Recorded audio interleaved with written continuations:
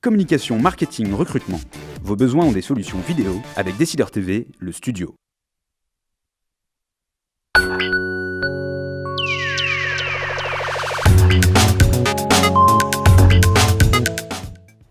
Bonjour et bienvenue à Décideur Politique, l'émission du JDD.fr et Décideur TV. Nous recevons aujourd'hui Nathalie Kosciusko-Morizet. Bonjour. Bonjour. Vous êtes députée de l'Essonne, ancienne ministre et bien sûr candidate UMP à la mairie de Paris. Avec vous, nous reviendrons sur les suites de la conférence de presse et bien sûr les municipales dont nous parlerons ensuite avec Caroline. Bonjour. Bonjour. Comme chaque semaine, elle a scruté, regardez votre e-empreinte qui est bien sûr très importante vu le nombre de followers et d'amis que vous avez sur Facebook. Commençons d'abord par les suites de la conférence présidentielle et l'annonce de la fin des cotisations familiales payées par les entreprises. Une nouvelle qui embarrasse la gauche, qui trouble la gauche, mais qui divise la droite. Alors il y a ceux qui sont contre, comme Jean-François Copé, Xavier Bertrand. Il y a ceux qui applaudissent, Jean-Pierre Raffarin, François Baroin. Vous êtes de quel côté ? Je suis du côté de ceux qui voudraient y croire. Qui voudraient croire à une gauche devenue réaliste, une gauche qui a regardé ce qui s'était passé, par exemple, au Royaume-Uni avec Tony Blair, en Allemagne avec Gerhard Schröder, une gauche qui a compris qu'en France, il y avait à la fois trop d'impôts et trop de charges. Le problème, c'est qu'il faut baisser les impôts et les charges. Pour baisser les impôts et les charges, il faut beaucoup réduire les dépenses. Et c'est là que le bas blesse, c'est que le président de la République annonce qu'il veut réduire les impôts, les charges, et ne dit en aucune manière comment il veut réduire les dépenses. Comment y croire, en fait ? Comment y croire ? Est-ce que vraiment il a eu cette révélation qu'on avait besoin de réduire les impôts et les charges ? Peut-être, mais même si c'est vrai, comment le fera-t-il ? Avec une majorité qui ne le suit pas à l'Assemblée nationale et qui ne le suit pas d'ailleurs non plus politiquement. On le voit à l'occasion des municipales. À Paris, ils sont alliés aux communistes, derrière les syndicats. Tous ces gens-là ne veulent pas réduire les impôts et les charges. C'est une gauche qui est déboussolée. Il y a un énorme défaut de crédibilité. Bon, et puis il y a aussi le bilan, l'historique de ce président de la République qui, au mois de mars dernier, annonçait un grand choc de simplification et qui, depuis 9 mois, n'en a rien fait. Voilà, tout ça, c'est beaucoup d'annonces. Évidemment, de temps en temps, les annonces sont séduisantes, donc on aimerait y croire, mais enfin, quand même, il ne se passe pas grand-chose. Caroline. Alors, lors de cette conférence de presse, François Hollande a refusé de répondre aux questions sur sa vie privée. Est-ce que, selon vous, il a eu raison de le faire ou, au contraire, il doit de la transparence aux Français ? Moi, je laisse les commentaires aux commentateurs sur ce sujet. Je crois qu'il y a un besoin de clarification dont tout le monde est convenu, y compris lui-même. Écoutez, à lui d'y donner suite. Donc, selon vous, il doit s'expliquer Écoutez, il y a des questions, tout simplement. On ne va pas peut-être y revenir 12 fois. Il y a des questions qui se posent, comme par exemple, à l'occasion de son voyage aux États-Unis, est-ce qu'il sera accompagné par qui ? Ce sont des questions sur lesquelles les Français ont droit à une réponse, c'est tout, et tout le monde en convient. Jean-Marc Ayrault, sur France Inter, a annoncé la suppression pure et simple des départements de la Petite Couronne, Hauts-de-Seine, Seine-Saint-Denis, Val-de-Marne. Y êtes-vous favorable dans la lignée de ce qu'a dit François Hollande sur la réduction du nombre de collectivités ? Moi, je suis favorable, mais plus que favorable, demandeuse de la réduction du millefeuille administratif. Et partout en France, on a beaucoup trop de couches administratives. Mais là aussi, comment y croire quand on voit que ce gouvernement est revenu sur la réforme territoriale qui fusionnait le conseiller général et le conseiller régional, donc qui accompagnait en fait une fusion département et région. Et comment y croire quand on voit qu'ils ont détourné le projet de Grand Paris pour en faire une nouvelle couche administrative dont on sait maintenant qu'elle va coûter 3,4 milliards par an. Ça va être des milliers de fonctionnaires. 3,4 milliards par an. Vous ne croyez pas que ça puisse faire des économies de supprimer les départements ? Écoutez, pour le moment, ça va faire. Pour le moment, le Grand Paris, c'est une nouvelle couche administrative et ce sont des nouvelles dépenses. Il y a une note interne de Paris Métropole qui le montre bien. 3,4 milliards par an, dont 300 à 400 millions d'impôts en plus pour Paris. Ce sont des impôts en plus. Par exemple, le Grand Paris, c'est des impôts en plus. Ah bah oui, c'est une couche administrative en plus, c'est des impôts en plus, mais c'est affiché, c'est dit, ça a été dit à l'Assemblée nationale. Par exemple, il va y avoir un alignement automatique des taux.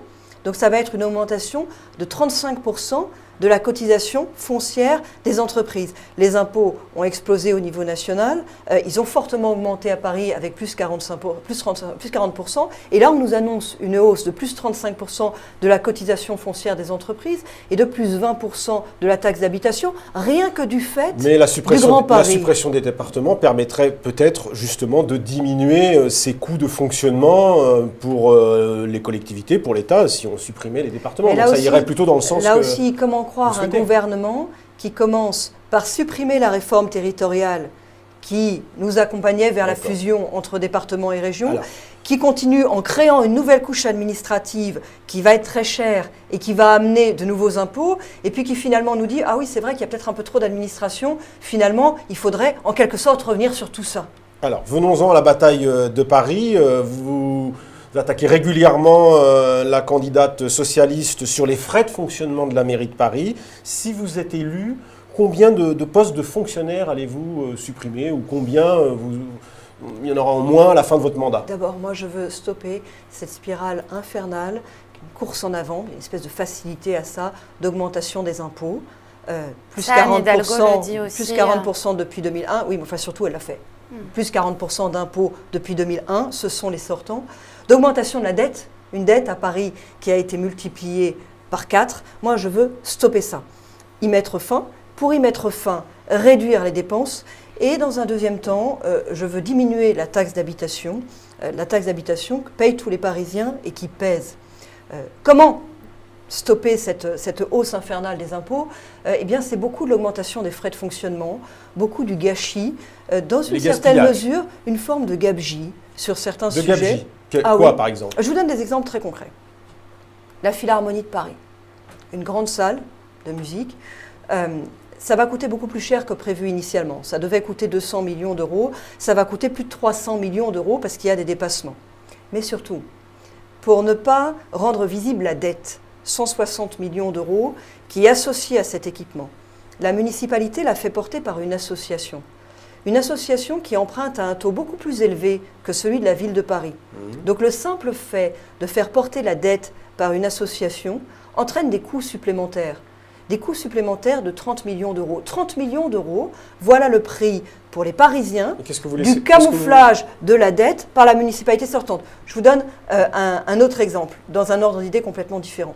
La dépense qui a été faite depuis 2 mandats de préemption parfois somptuaire d'immeubles chers dans le centre de Paris, non pas pour créer des nouveaux logements. Mais l'immobilier est cher, consumérisé à Paris. Donc forcément, quand on préempte, ça coûte cher à la collectivité. Mais je ne vous dis pas autre chose, je vous dis qu'il y a des préemptions qui n'ont pas lieu d'être. Préempter 21 millions d'euros un immeuble avenue Georges V pour le transformer en 26 petits logements sociaux à une station de métro de la première boulangerie, je trouve que c'est absurde, que c'est une dépense absurde. Je vous donne un autre exemple. On est en situation de crise. Une ville se doit d'être exemplaire, qui est 36 adjoints à la ville de Paris. Le coût moyen du cabinet d'un adjoint... Au nombre de 20, c'est ça? Oui, le coût moyen du cabinet d'un adjoint, c'est 500 000 euros par an. Ce n'est que le coût moyen, il y en a qui coûtent plus cher. 500 000 euros par an. Sur certains sujets, vous avez jusqu'à 4 adjoints qui ont des compétences qui se croisent et qui s'entrecroisent. Et tout ça, on le sait très bien, c'est pour gérer les problèmes de susceptibilité interne à l'intérieur de la majorité socialiste. Dans les grandes villes, il y a beaucoup d'adjoints en général aussi. Hein. C'est pas propre seulement à Paris. Je pense que c'est une erreur. 4 adjoints sur le même sujet. Qu'est-ce que vous feriez de ces économies-là? Vous en feriez quoi? Vous diminuez la dette, vous affectez ça à d'autres postes? Oui, on est face à la ville de Paris aujourd'hui est face à une impasse financière qui a été relevée par la direction financière de la ville. Il y a une baisse des recettes, il y a une baisse des contributions de l'État, il y a une baisse en fait de tout ce qui permet à la ville de vivre. Aujourd'hui, si les économies ne sont pas faites, il faudra augmenter les impôts des Parisiens. C'est ce que prépare en fait la majorité sortante. J'ai pu en faire la démonstration puisque des hauts fonctionnaires de la ville m'ont communiqué un document interne qui montre qu'en même temps que la majorité sortante dit « nous voulons finalement arrêter d'augmenter les impôts », ils demandent à l'administration de préparer des augmentations d'impôts. Moi, je veux mettre fin à cette spirale, qui est une spirale, j'insiste, de mauvaise gestion. Pour moi, il y a 2 problèmes. On demande trop d'impôts et on les utilise mal. Je vous donne un dernier exemple, moi, qui m'a beaucoup frappé. La ville a voulu anticiper, pour être la bonne élève du gouvernement actuel, a voulu anticiper la réforme des rythmes scolaires. Cette affaire-là, ça va coûter entre 50 et 100 millions d'euros par an en année pleine. Probablement plutôt de l'ordre de 80 millions d'euros. Mais avec 80 millions d'euros, vous savez quoi? On peut faire 1 millier de places en crèche. Alors, Caroline. Le candidat FN à la mairie de Paris, Valéran de Saint-Just, s'est dit prêt à s'associer avec l'UMP au second tour pour faire battre Anne Hidalgo. Vous qui êtes résolument opposé à toute alliance avec le FN, il n'y aura pas d'association. Est-ce que vous y voyez là une sorte de provocation de sa part, sachant que vous êtes toujours opposé à ça? Oui, ou de la gauche, parce que vous savez, on sait bien... Il n'y a pas... Comment vous dire Aujourd'hui, il y a en fait deux camps. Il y a ceux qui veulent que ça change à Paris. Il y a ceux qui veulent mettre fin à cette espèce de résignation dans laquelle nous entraînent les sortants, qui, sur les sujets majeurs, la fiscalité, on ne peut pas faire autrement, la sécurité, on ne peut rien faire, l'attractivité de Paris, c'est vrai, on est déclassé, regardez, Londres nous est passé devant en termes touristiques. Sur tous ces sujets, ils se cherchent des excuses, ils sont de la résignation. Moi, je fais de la politique pour combattre ça, pour combattre l'indifférence, pour combattre l'abandon, pour combattre la résignation. Ceux qui veulent que ça change, savent où il faut voter. Alors, voter ailleurs, que ce soit à gauche ou à l'extrême droite, c'est en fait c'est la même finalement chose. aider les sortants. Juste une petite question courte avant que Caroline fasse le point avec vous sur le net. Le maire du 8e, l'UMP François Lebel, voudrait figurer sur les listes dans son arrondissement alors qu'il a tenu publiquement des propos homophobes. Est-ce que c'est possible ça? Il a pris un engagement public très clair de ne pas figurer sur la liste, de ne pas se représenter. Et c'est sur la base de cet engagement que l'investiture a été donnée à Madame Mérigot. Moi, je reste là. Alors, Caroline. Alors, sur les réseaux sociaux, il y a eu plusieurs parodies, notamment au moment de vos déclarations sur les moments de grâce dans le métro. Vous, comment vous le vivez? Est-ce que ça vous blesse ou est-ce que ça vous fait plutôt sourire? Il y a des choses amusantes. C'est difficile de répondre généralement à cette question. Il y a des choses amusantes. Est-ce qu'il y a des caricatures qui vous ont plus blessé? Il y a des choses amusantes, il y en a d'autres qui le sont moins. Je veux dire, quand on fait de la politique, on sait qu'on s'expose à une forme de violence et parfois de dénigrement. Et l'équipe adverse ne s'en prive pas. C'est vrai qu'on a eu pendant 2 mois un déchaînement d'une violence inouïe. De la part de l'équipe des sortants. Mais là, je parlais même des internautes. Oui, tout ça est assez organisé. Je veux dire, moi, je ne fais pas vis-à-vis de ce genre de choix, je ne me plains pas. Je ne me plains pas parce que les Français aujourd'hui font face à la crise. Les Parisiens voient avec certaine inquiétude la ville de Paris perdre des places. Ils font face à un certain nombre de problèmes du quotidien. Ce sont d'abord à leurs problèmes que je pense. Donc ça vous je ne trouve pas que nous autres, les politiques, j'en vois beaucoup qui sont comme ça, qui sont là. Je ne trouve pas que ce soit le rôle, la place des politiques, finalement, l'attitude qu'on attend des politiques. Écoutez, quand on fait de la politique, on sait qu'il va y avoir de la concurrence, on sait qu'on va être attaqué, on sait que c'est dur. On n'est pas là pour se plaindre, on est là pour trouver des solutions, pour en proposer, pour les mettre en œuvre. Voilà, moi, c'est ça que je veux. Caroline. Vous êtes décrite vous-même comme une tueuse en politique. Cette déclaration a fait beaucoup de bruit sur Internet. Tueuse en politique, ça veut dire quoi? Est-ce que ça veut dire que vous êtes prête à tout?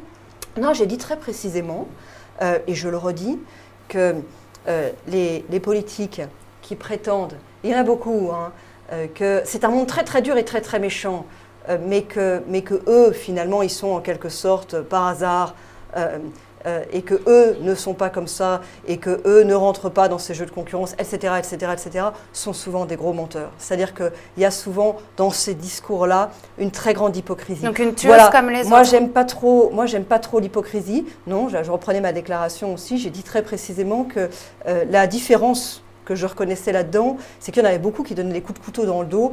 Et moi, en général, quand j'étais pas d'accord, on le savait assez vite et je le disais en face. Et je trouve que c'est le respect qu'on doit à nos concitoyens. Encore une fois, on est dans un monde qui est difficile, on a la crise, on a des problèmes concrets auxquels on doit faire face, on a une montée du chômage, on a des problèmes économiques, on a des situations qui sont parfois extrêmement difficiles pour les uns ou pour les autres. On doit la vérité de ce qu'on est, on doit la vérité de ce qu'on peut faire, on doit la vérité de ce qu'on veut faire.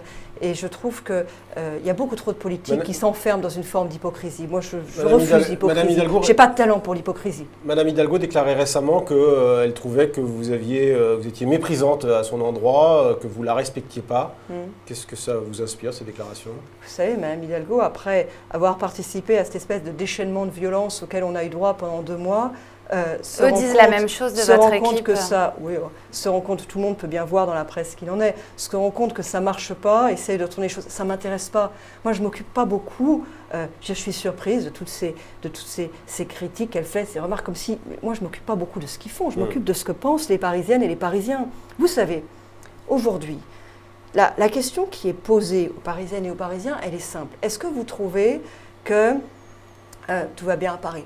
Est-ce que vous trouvez, par exemple, qu'en termes de pollution, il est normal, après tout ce qui a été affiché, après toutes les mesures qui ont été revendiquées, que le nombre de jours où la qualité de l'air est mauvaise à Paris tous les ans est doublé ? En 2001, selon Air Paris, il y avait 53 jours par an où la qualité de l'air était mauvaise. Aujourd'hui, il y en a 117. Est-ce que vous trouvez qu'en matière de sécurité, ça va, que c'est pas grave que à la une des journaux du monde entier, on ait parlé, par exemple, des touristes chinois détroussés ou des émeutes du Trocadéro? Est-ce que vous trouvez que c'est pas grave que Londres soit passé devant Paris en termes de capitale touristique? Si on trouve que tout ça, c'est pas grave, alors voilà, il faut poursuivre avec les sortants. Si on pense qu'on peut mieux faire et qu'on ne se résigne pas, on a des choses à se dire et des choses à faire ensemble. Moi, sur tout ça, je ne me résigne pas. Je veux que Paris soit une ville qui donne plus d'énergie qu'elle en prend. Aujourd'hui, c'est une ville qui additionne les contraintes et qui ne donne pas toute l'énergie qu'elle devrait pour permettre à ses habitants de réaliser leurs rêves. Merci Nathalie Kosciusko-Morizet d'avoir répondu à nos questions et à la semaine prochaine pour une nouvelle édition de Décideurs politiques.